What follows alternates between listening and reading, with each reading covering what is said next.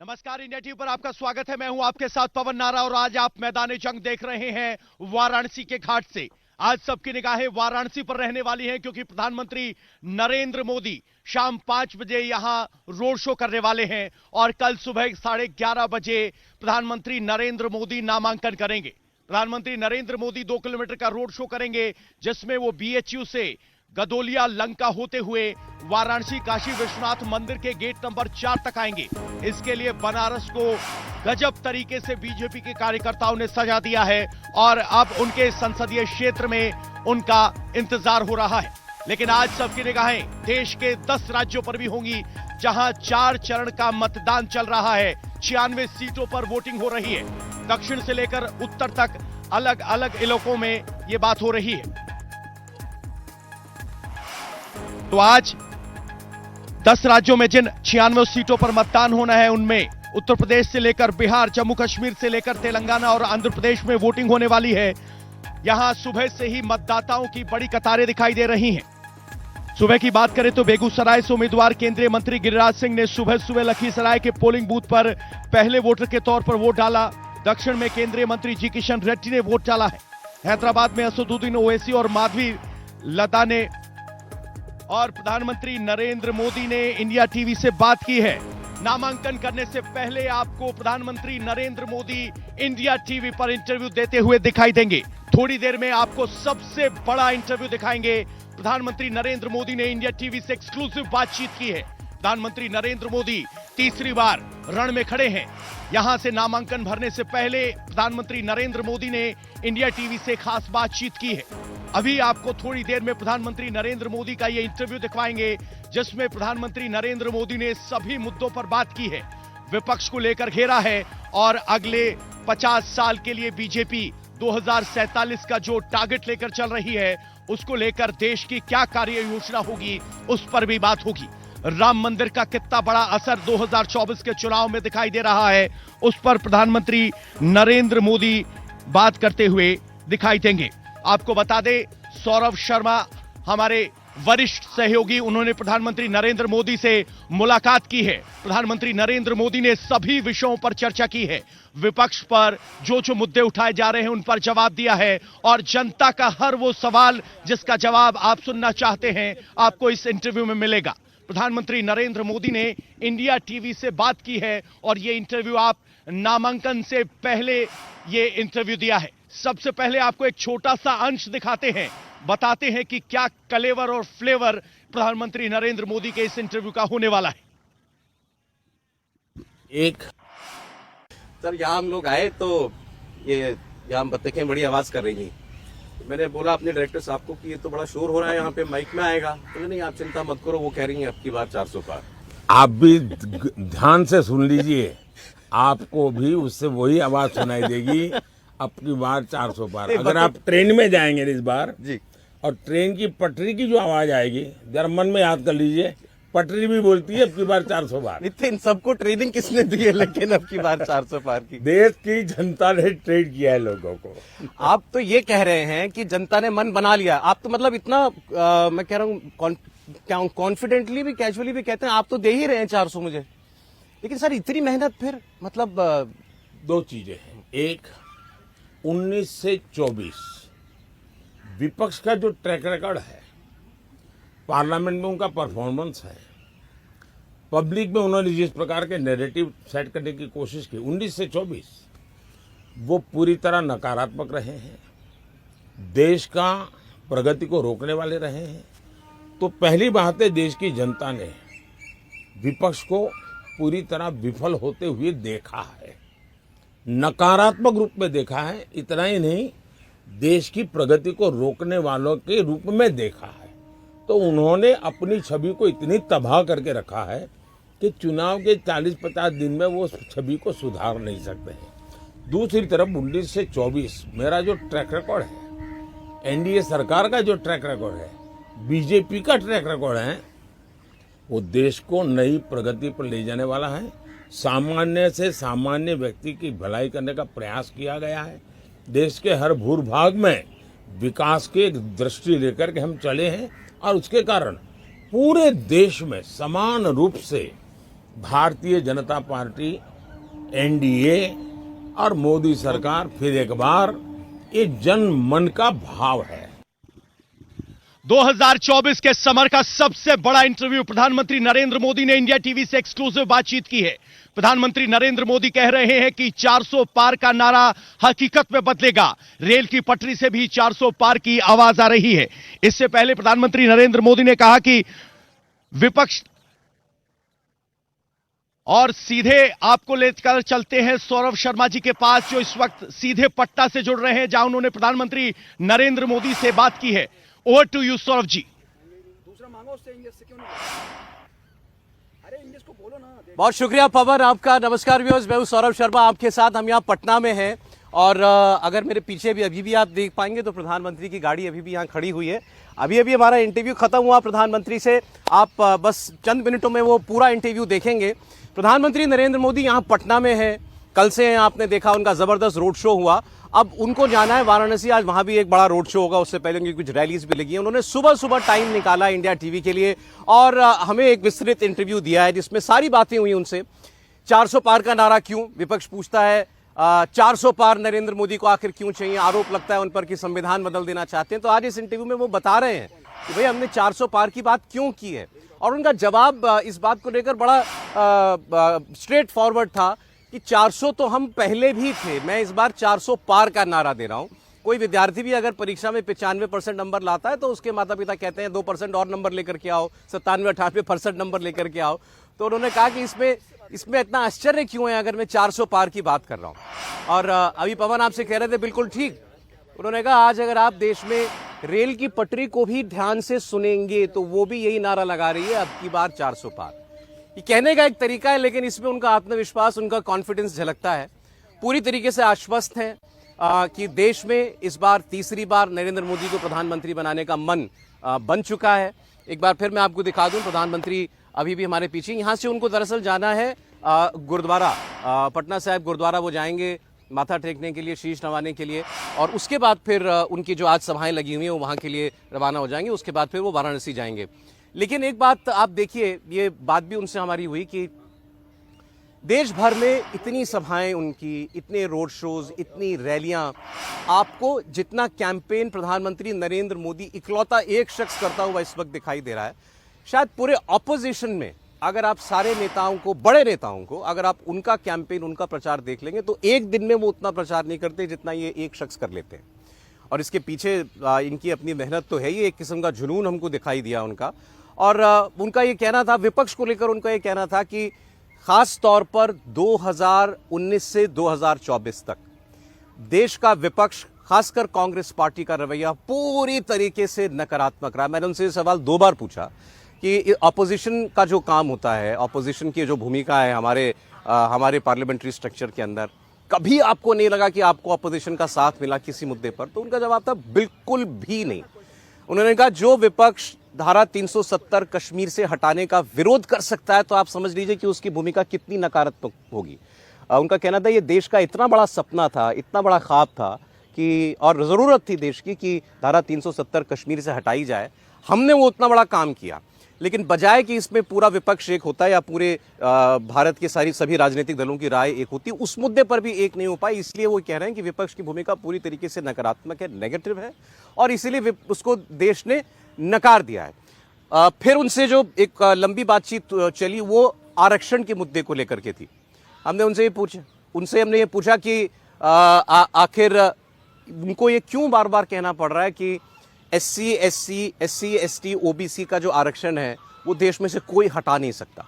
उन्होंने इस बात की गारंटी दी है। तो उन्होंने कहा हाँ, ये मोदी की गारंटी है, ये मेरी गारंटी है कि देश में कोई भी, चाहे कोई भी क्यों ना हो, वो SC, ST, OBC का आरक्षण छीन करके, घटा करके किसी और को नहीं दे सकता। मेरा सवाल था लेकिन आपको क्यों ये आशंका है कि कोई ऐसा करेगा? तो उन्होंने कहा कि ये विपक्ष कर रहा है, ये कांग्रेस पार्टी ऑलरेडी कर रही है। ये ऐसी बात नहीं है जो हम भविष्य के लिए देख रहे हैं। उन्होंने कर्नाटक का उदाहरण दिया, यहाँ पर मुस्लिम समुदाय को OBC वर्ग में कैटेगराइज करके आरक्षण दिया जाता है। तो उन्होंने कहा कि ये विपक्ष ऑलरेडी कर रहा है, मैं केवल उसी बात से आगाह कर रहा हूँ देश को कि उनकी सोच ये है, लेकिन मैं जब तक हूँ मैं ये होने नहीं दूंगा। अच्छा, राहुल गांधी पर वो बड़ा खुलकर बोले हैं इस इंटरव्यू के अंदर, आप देखेंगे तो आपको भी उनकी वो बातचीत बड़ी दिलचस्प लगेगी। मैंने उनसे कहा कि आप उनको शहजादा कहते क्यों? उन्होंने कहा मैं और क्या कहूँगा, आप बताइए। एक परिवार, वो प्रचार भी करते हैं तो अपनी पार्टी के लिए नहीं करते, वो अपने गठबंधन के लिए प्रचार नहीं करते, वो प्रचार करते हैं अपनी फैमिली के लिए, केवल अपने भाई बंधुओं के लिए, एक फैमिली के लिए। गांधी फैमिली आपस में केवल एक दूसरे के लिए प्रचार करती है, इसीलिए मैं उनको शहजादा कहता हूँ। ये उनकी मानसिकता है, एक एंटाइटलमेंट है कि हम हैं तो सत्ता में रहने के लिए हैं, इसीलिए। अच्छा, यहां से उन्होंने खुद ही ये कहा कि मेरे बगैर कहे, उन्होंने कहा कि वो मुझे शहनशाह कहते हैं। मैंने कहा हाँ, आपको शहनशाह का खिताब उन्होंने दिया हुआ है। तो उन्होंने कहा हाँ, मैं शहनशाह हूं, लेकिन दूसरे मायने में। मैंने कहा मैं इतना सहन करता हूं इन लोगों को जो ये बातें करते हैं, तो मैं शहनशाह नहीं, मैं सहनशाह हूं। तो ये उनका एक प्रेजेंस ऑफ माइंड था, एक विट था, जो इस इंटरव्यू में देखने के लिए मिला। फिर उनसे मैंने कहा कि आप क्या ज्योतिष में यकीन करते हैं, या आपने कहीं ज्योतिष विद्या पढ़ी हुई है? क्यों? क्योंकि इन्होंने पहले प्रधानमंत्री नरेंद्र मोदी ने पार्लियामेंट में बात कही थी कि सोनिया गांधी इस बार, उन्होंने कहा था कांग्रेस पार्टी की सबसे बड़ी नेता, वो इस बार लोकसभा का चुनाव नहीं लड़ेंगी, वो इस बार राज्यसभा जाएंगी। तो उनकी ये बात सच साबित हुई। उसके बाद उन्होंने ये कहा था कि जिनको वो शहजादा कहते हैं, नाम तो नहीं लेते वो राहुल गांधी का, कि राहुल गांधी इस बार वायनाड के अलावा किसी और सीट से चुनाव लड़ेंगे, ये यूपी भी आएंगे, लेकिन यूपी के अंदर ये अमेठी नहीं जाएंगे, ये वहां भी अपनी सीट बदलेंगे। तो ये आपने देखा, वो उन्होंने रायबरेली से चुनाव लड़ा, इस बार लड़ रहे हैं इस बार चुनाव। और अब वो ये कह रहे हैं कि कांग्रेस पार्टी को उतनी भी सीटें नहीं मिलेंगी, या उससे भी कम सीटें मिलेंगी जितनी की शहजादे की या राहुल गांधी की उम्र है। तो उन्होंने कहा मैं ज्योतिष विद्या के बारे में नहीं जानता हूं, और मैं उसका कोई विद्यार्थी नहीं हूं, लेकिन हाँ, ये बात सच है। और मैं ये जानता था कि इनके लिए वायनाड की सीट भी खतरा है, इनको वो खतरा मालूम था, इसलिए ये पिछली बार वायनाड गए थे, क्योंकि इनको अमेठी में खतरा महसूस हुआ था। अब ये रायबरेली आए हैं। उसमें एक हेडलाइन ये है, इन्होंने कहा कि आप ये नोट कर लीजिएगा कि ये इस बार रायबरेली की सीट से पिछली बार अमेठी से जितने वोटों से हारे थे, उससे बहुत ज्यादा वोटों से ये रायबरेली से हारेंगे। तो वो इसकी प्रेडिक्शन कर रहे हैं कि रायबरेली राहुल गांधी हारेंगे। अब मैं इस इंटरव्यू की बहुत एक छोटी सी क्लिप आपको अभी सुनाने जा रहा हूं, तो आपको एक अंदाजा हो कि कैसी बातचीत हुई है प्रधानमंत्री नरेंद्र मोदी से हमारी। आप सुनिए, फिर उसके बाद आगे हम बात करते हैं। सर, बहुत सारे इलेक्शंस हुए, हमने भी देखे कुछ तो, लेकिन ये पहला इलेक्शन है जहां ऑपोजिशन की प्रॉब्लम ये है कि ये 400 पार क्यों बोल रहे हैं। अच्छा, वो अपना नंबर कोई नहीं बताया अभी तक किसी ने, लेकिन वो ये जरूर पूछते हैं इनको 400 क्यों चाहिए भाई, 400 का क्या करेंगे ये? तो 400 आपने भी फिगर जो दिया, 400 क्यों? मैं बताता हूं। हम ऑलरेडी 19 से 24 में 400 है, इसलिए मैंने कहा 400 पार। हम एनडीए के रूप में और एनडीए प्लस जो हमारा हाउस का परफॉर्मेंस रहा है वो 400 वाला रहा है 19 से 24।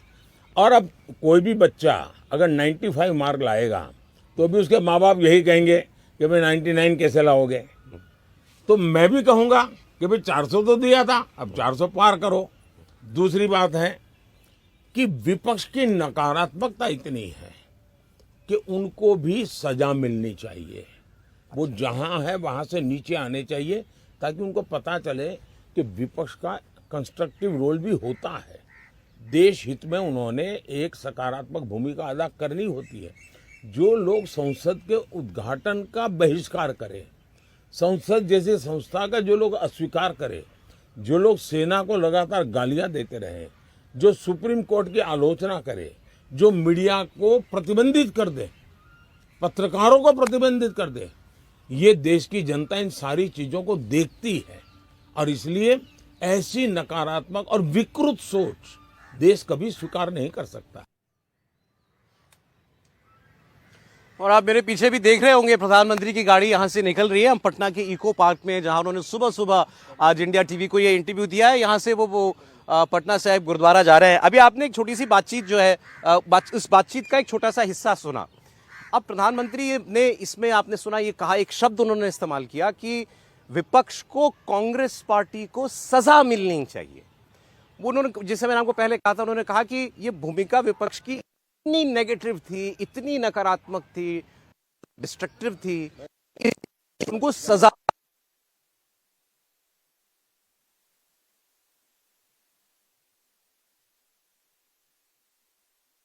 एनडीए के 400 मेरे पास अगर 2019 में भी थे, तो मैं क्यों ना कहूँ 400 पार, और मैं इसीलिए कह रहा हूँ, और कोई भी विद्यार्थी होगा वो चाहेगा कि मेरे पिछली बार से ज्यादा नंबर आए।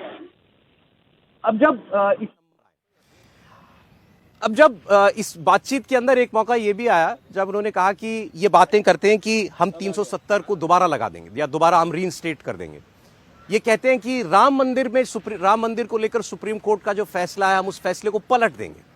तो ऐसे विपक्ष की जो भूमिका होगी तो आप फिर कैसे क्यों ना कहें कि ये विपक्ष पूरी तरीके से नेगेटिव है या नकारात्मक है। तो मैंने उनसे कहा कि लेकिन प्रधानमंत्री जी ये दोनों बातें जो हैं तो आपकी बिल्कुल असंभव सी हैं।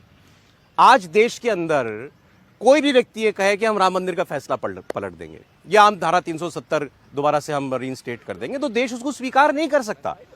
तो ये इतनी असंभव सी बात लगती है। तो उन्होंने कहा लेकिन कांग्रेस पार्टी का ट्रैक रिकॉर्ड ऐसा है कि वो ये कर सकते हैं या अगर कर नहीं सकते तो उनकी कोशिश ऐसा करने की हो सकती है। उन्होंने शाहबानो की इसका उदाहरण दिया। सुप्रीम कोर्ट का एक बड़ा माइलस्टोन फैसला था सुप्रीम शाहबानो के केस में, उनके हक में ये फैसला दिया गया था। लेकिन उसके बाद आपने देखा कि राजीव गांधी की सरकार थी और उस फैसले को पार्लियामेंट से पलट दिया गया था। तो उसका उन्होंने वाकया याद दिलाया। उन्होंने कहा कि जो वो ये कर सकते हैं हम क्यों ना माने कि वो 370 या राम मंदिर का फैसला पलटने जैसी कोई सोच उनकी हो सकती है या इसकी कोशिश वो कर सकते हैं। राहुल गांधी के बारे में मैंने आपको बताया, उन्होंने क्यों वो शहजादा कहते हैं ये भी बताया। अच्छा, उसमें एक बातचीत में एक जिक्र ये भी आया, मैंने कहा कि वो तो अभी रायबरेली नहीं गए हैं लेकिन उनकी जो बहन है प्रियंका गांधी वो वहाँ उनके लिए बड़ा ज़बरदस्त कैंपेन कर रही हैं रायबरेली में। तो इसके जवाब में उन्होंने कहा था कि ये जो प्रचार है ये कांग्रेस पार्टी के लिए प्रचार नहीं है। उनको पूरा अधिकार है कि वो अपने परिवार की बातें करें या अपनी फैमिली हिस्ट्री की बातें करें, मुझे उसमें नहीं जाना, ये किसी का भी अधिकार हो सकता है।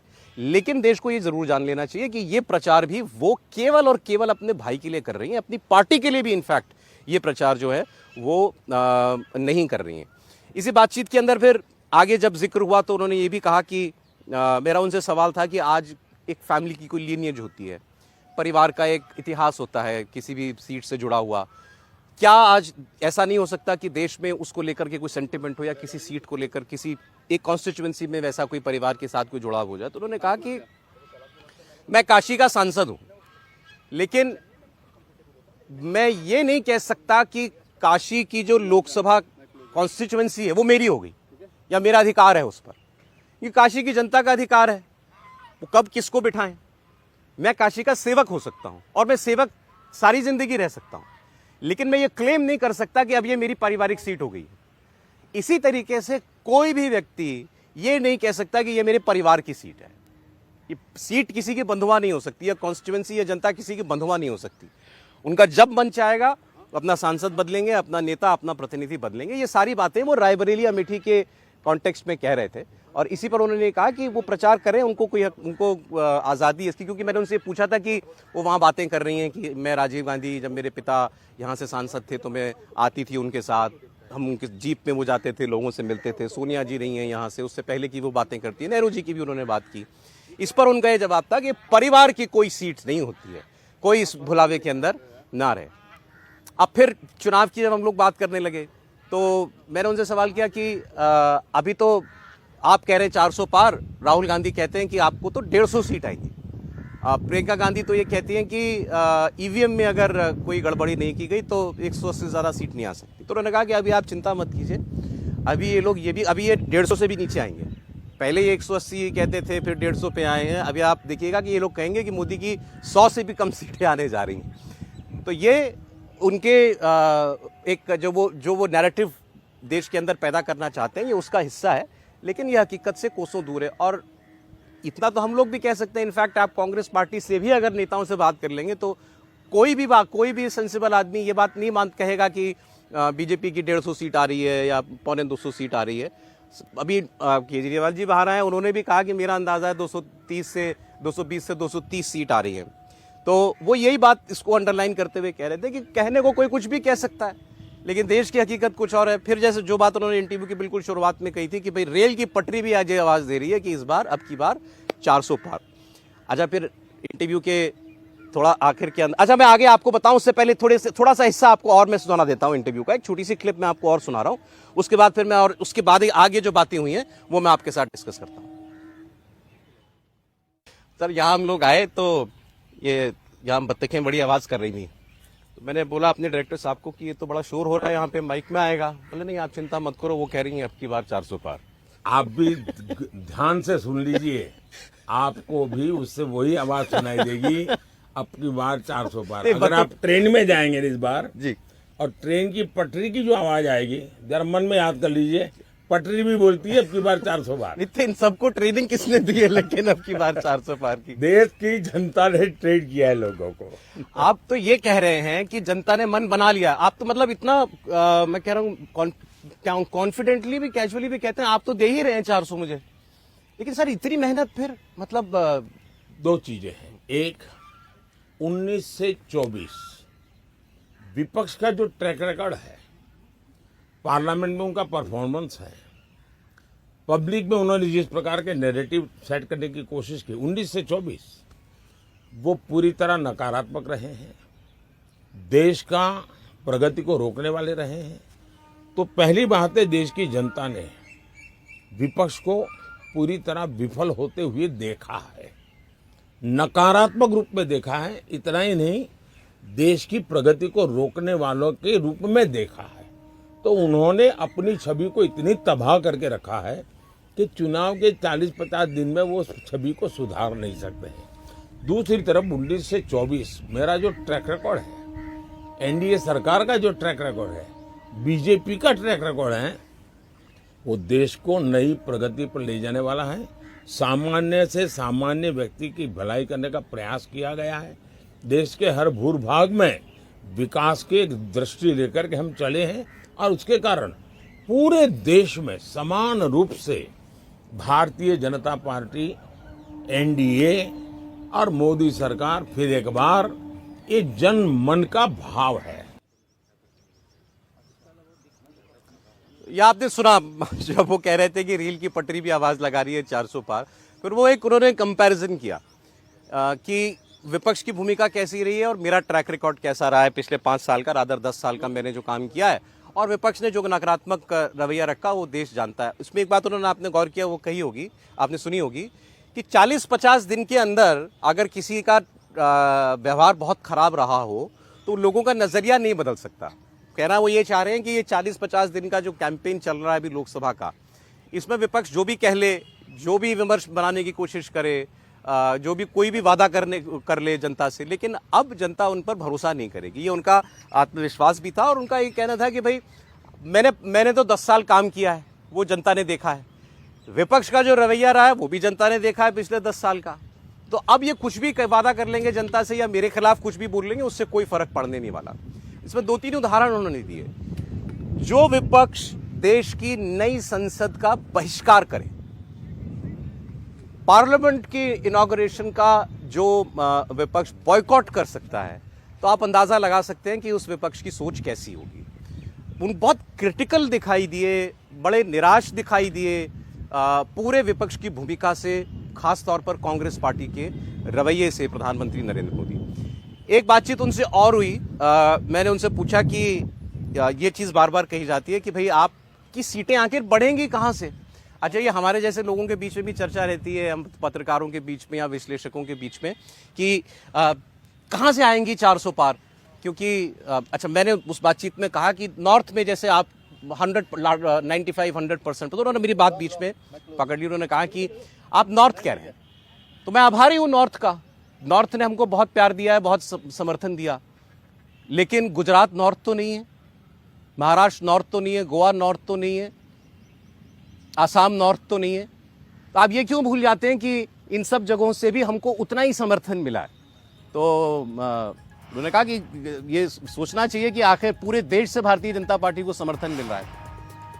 फिर मैंने दक्षिण की बात की उनसे, मैंने कहा कि सर फिर दक्षिण भारत में लेके, तो उन्होंने कहा दक्षिण भारत में कर्नाटक में हमारी सरकार है, क्यों भूल जाते हैं आप, पुडुचेरी में हमारी सरकार है। दक्षिण भारत में भारतीय जनता पार्टी एक एस्टैब्लिश्ड पार्टी है, एक एस्टैब्लिश्ड फोर्स है। मैंने बड़ा स्पेसिफिकली उनसे पूछा कि लेकिन तमिलनाडु में और कर्नाटक में, तो उन्होंने कहा तमिलनाडु हो, कर्नाटक हो, आंध्रा हो, तेलंगाना हो, सब जगह से इस बार हमें अभूतपूर्व समर्थन मिल रहा है। तो बड़े आश्वस्त दिखाई दे रहे थे। कई बार क्योंकि खास तौर पर प्रधानमंत्री नरेंद्र मोदी के बारे में ये चीज़ कहनी चाहिए, ये जितनी मेहनत करते हैं या ये जितने दमखम से अपनी पार्टी के लिए जुटे रहते हैं प्रचार में, इलेक्शन में, उससे कई बार कुछ लोगों को ये आभास हो सकता है कि शायद कुछ गड़बड़ है, या मोदी जी को ये लग रहा है शायद कि इस बार जनता का मूड कुछ और है, इसलिए उनको इतनी मेहनत करनी पड़ रही है। लेकिन हमको अगर हम उनका पीछे का कई वर्षों का अगर उनका हम इलेक्शंस का ही ट्रैक रिकॉर्ड देख लें, हर इलेक्शन के अंदर प्रधानमंत्री इसी तरीके से मेहनत करते हैं, इतना ही जोर लगाते हैं।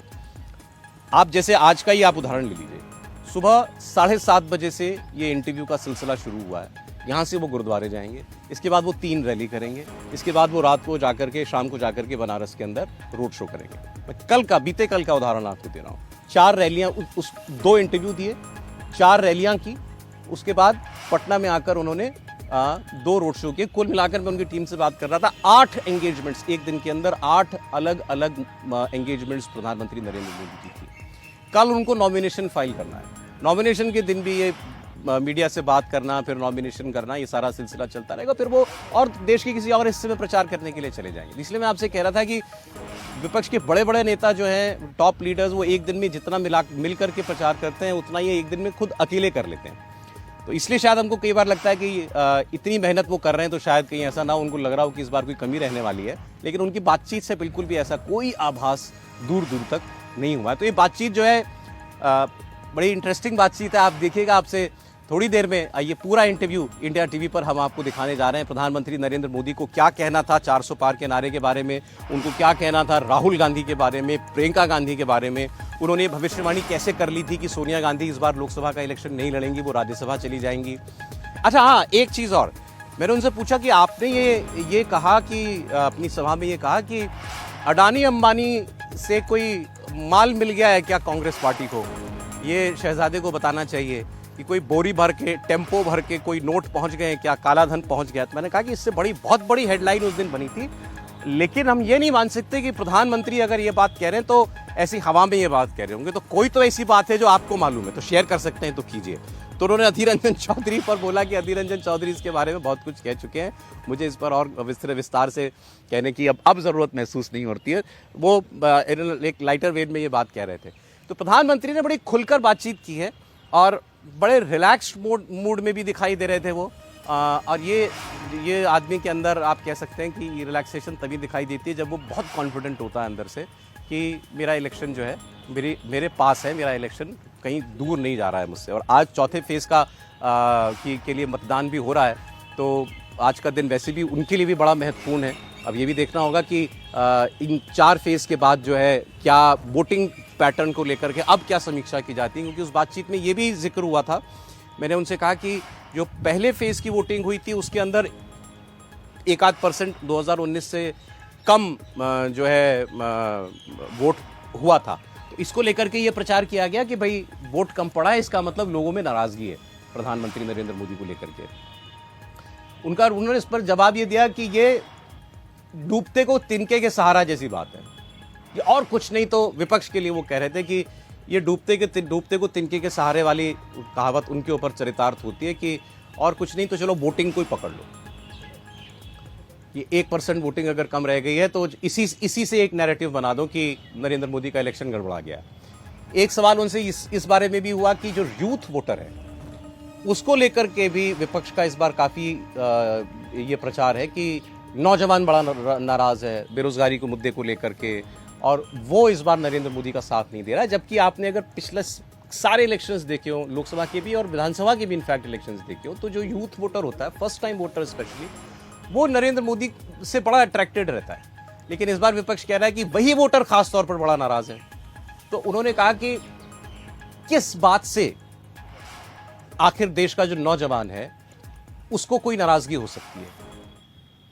देश के अंदर स्टार्टअप्स जो हैं वो आज ऐसा नहीं है कि केवल मेट्रोपॉलिटन सिटीज़ के अंदर चल रहे हैं, दिल्ली मुंबई बेंगलोर में चल रहे हैं। टियर 1, टियर 2, टियर 3 सिटीज़ के अंदर स्टार्टअप्स अब चल रहे हैं। इतना काम हुआ इंफ्रास्ट्रक्चर को लेकर के और बाकी और तमाम क्षेत्रों के अंदर रोज़गार इतने पैदा हुए हैं। हमने एजुकेशन पॉलिसी जो लेकर के हम आए हैं, आज किसी भी भाषा का किसी भी क्षेत्र का आज विद्यार्थी हो, बच्चा हो, वो अपनी मातृभाषा के अंदर चाहे तो डॉक्टरी की पढ़ाई भी कर सकता है। तो ऐसी क्या वजह है कि आज वो हमारा साथ नहीं देगा? तो इस बात को लेकर के भी वो आज बड़े आश्वस्त दिखाई दिए कि देश का जो नौजवान है उसका साथ भी हमको पूरी तरीके से मिल रहा है। फिर आपको याद दिला दूं, देखिए 9:30 बज रहे हैं और ये इंटरव्यू बस थोड़ी देर में आपके सामने आपकी स्क्रीन पर होने जा रहा है, मिलने जा रहा है आपको इंडिया टीवी पर। और पूरी बातचीत आप सुनेंगे तो आपको बड़ी इंटरेस्टिंग बातचीत लगेगी। मैंने काफ़ी कुछ आपको इस बातचीत के बारे में बताया है अभी। फिर मैं बता देता हूँ कि पटना में हम लोग हैं, प्रधानमंत्री तो कल से यहीं हैं। इको पार्क है ये, और एक नेचुरल सेटअप में ये इंटरव्यू हम लोगों ने प्रधानमंत्री नरेंद्र मोदी का किया है। और थोड़ी देर में ये पूरी बातचीत जो है आपके सामने होगी। प्रधानमंत्री नरेंद्र मोदी, मैं फिर बता रहा हूँ आपको, 400 पार का नारा जो है वो किस लिए दे रहे हैं, या गांधी परिवार पर ख़ास तौर पर आज जितना खुलकर वो बोले हैं वो आपको ज़रूर देखना चाहिए कि राहुल गांधी और सोनिया गांधी के बारे में उनका क्या कहना था। फिर एक और छोटा सा हिस्सा आपको इस इंटरव्यू का सुना रहा हूं, उसके बाद बात करते हैं। सर, बहुत सारे इलेक्शंस हुए, हमने भी देखे कुछ तो, लेकिन ये पहला इलेक्शन है जहां ऑपोजिशन की प्रॉब्लम ये है कि ये 400 पार क्यों बोल रहे हैं। अच्छा, वो अपना नंबर कोई नहीं बताया अभी तक किसी ने, लेकिन वो ये जरूर पूछते हैं इनको 400 क्यों चाहिए भाई, 400 का क्या करेंगे ये। तो 400 आपने भी फिगर जो दिया, 400 क्यों? मैं बताता हूं, हम ऑलरेडी 19 से 24 में 400 है, इसलिए मैंने कहा 400 पार। हम एनडीए के रूप में और एनडीए प्लस जो हमारा हाउस का परफॉर्मेंस रहा है वो 400 वाला रहा है 19 से 24। और अब कोई भी बच्चा अगर 95 मार्क लाएगा तो भी उसके माँ बाप यही कहेंगे कि भाई 99 कैसे लाओगे। तो मैं भी कहूँगा कि भाई 400 तो दिया था, अब 400 पार करो। दूसरी बात है कि विपक्ष की नकारात्मकता इतनी है कि उनको भी सजा मिलनी चाहिए। वो जहां है वहां से नीचे आने चाहिए ताकि उनको पता चले कि विपक्ष का कंस्ट्रक्टिव रोल भी होता है। देश हित में उन्होंने एक सकारात्मक भूमिका अदा करनी होती है।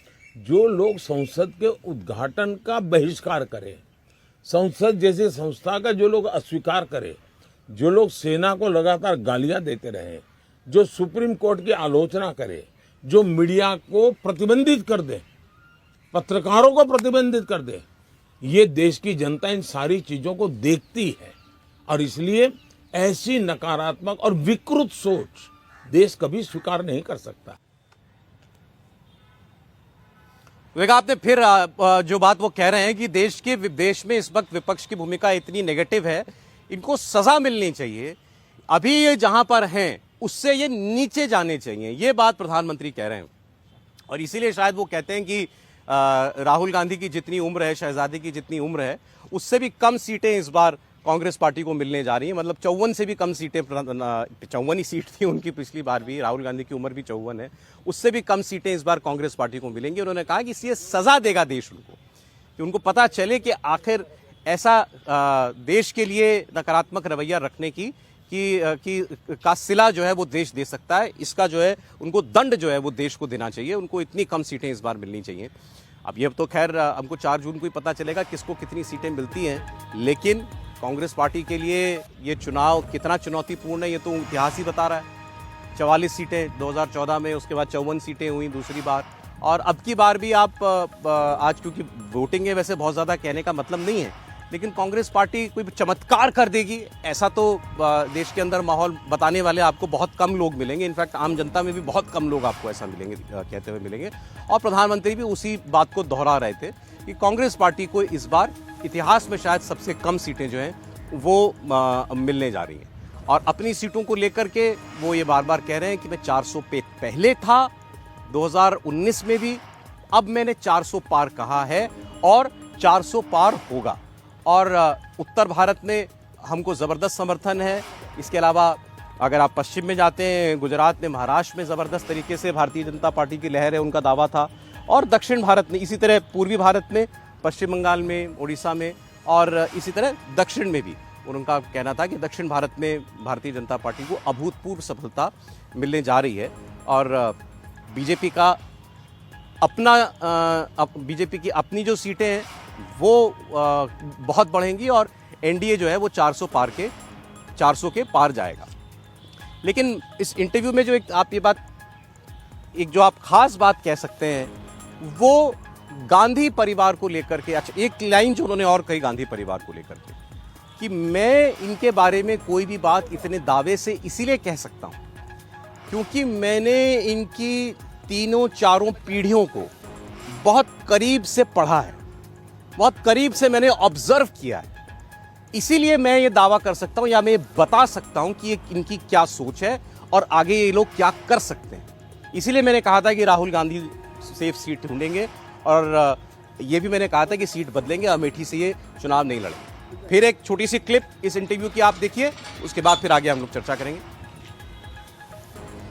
तो आपके लिए ये 5 साल जो है मैं ऑपोजिशन के लिहाज से पूछ रहा हूं, आपको कभी नहीं लगा कि ये कुछ कंस्ट्रक्टिव काम करना चाह रहे हैं? मुझे अच्छा लगता अगर वो करते, देश का भला होता, लेकिन उन्होंने संसद को चलने नहीं देना, हुड़दंग करना हर पवित्र और प्रामाणिक चीज में, और जिन विचारों को कभी कांग्रेस के वरिष्ठ नेताओं ने कहा था जो आज इम्प्लीमेंट हो रही है, तो वो उसका भी विरोध करते हैं। कोई कल्पना कर सकता है कि धारा 370 इतना बड़ा देश का सपना पूरा हुआ, जो चलो ठीक है पंडित नेहरू न कर पाए, तो इसका गुस्सा आज निकाल रहे हो भाई। हमने किया, सरदार साहब चाहते थे, नहीं हो पाया, हम कर रहे हैं। तो आप यहां तक चाहते हो कि हम धारा 370 वापस ले आएंगे। अब ये देश माफ नहीं कर सकता है। अभी आप कहते हैं राम मंदिर, एग्जैक्टली हम कहते हैं, वो कहते हैं, उनके एक 30 साल पुराने उनके परिवार के टॉप मोस्ट एडवाइजर का कहना है कि उन्होंने तय किया हुआ है अगर उनको बहुमत मिलेगा तो रामलला को फिर से टेंट में डाल देंगे और हम मंदिर हटा देंगे। अगर ये बात उनके घर में से निकल करके आती है तो देश के लिए चिंता का विषय है। सर ये तो मतलब असंभव सी बातें नहीं है, लेकिन मतलब देश कैसे स्वीकार कर सकते हैं? कांग्रेस में इतनी विकृतियां भरी हैं, देश के जब टुकड़े हुए 45-46 में देश का कोई व्यक्ति मानता नहीं था कि देश के टुकड़े हो सकते हैं, लेकिन कर दिए उन्होंने। कोई नहीं मानता था। साहबानों केस का कोर्ट का जजमेंट आया था, कोई नहीं मानता था कि अब 3 तलाक रहेगा, लेकिन उन्होंने जजमेंट को उलट दिया और 3 तलाक देश में हमारी मुस्लिम बेटियों को बर्बाद करता ही रहा। तो कांग्रेस का ट्रैक रिकॉर्ड है, कुछ भी कर सकते हैं। और चलिए अब ये पूरा इंटरव्यू आपको दिखाने का वक्त आ गया। ये पूरी बातचीत देश के प्रधानमंत्री नरेंद्र मोदी के साथ जो आज पटना में सुबह सुबह हमारे साथ उनकी हुई है, ये पूरा इंटरव्यू आप सुनिए। गांधी परिवार पर उनको क्या कहना है, 400 पार के नारे पर उनको क्या कहना है, कांग्रेस पार्टी की राहुल गांधी की उम्र से भी कम सीटें आएंगी, ये दावा वो किस बिना पर कर रहे हैं, कैसे वो गांधी परिवार का मन पढ़ लेते हैं। पूरी बातचीत प्रधानमंत्री नरेंद्र मोदी के साथ आपके सामने।